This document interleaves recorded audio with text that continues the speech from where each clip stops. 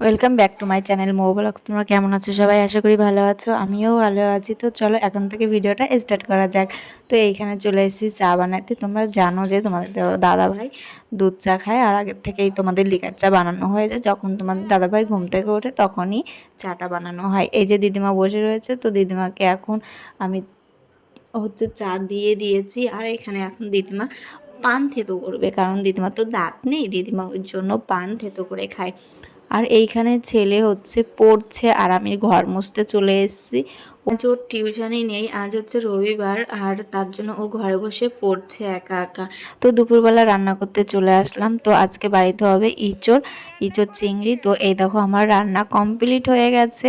তো এখানে আমি ইঁচড় চিংড়ি রান্না করেছি, আর দিদিমারটা আলাদা করতে হয়েছে, কারণ আমরা পেঁয়াজ রসুন দিয়ে করেছি আর দিদিমারটা আলাদা। তো দিদিমা তো ওই পেঁয়াজ রসুন খায় না, তার জন্য দিদিমার জন্য আমার আলাদাই করতে হয়। আর এই দেখো ইঁচড় রান্নাটা কমপ্লিট হয়ে গেছে। আর আমার ইঁচড়ের তরকারি ভীষণ ভালো লাগে খেতে।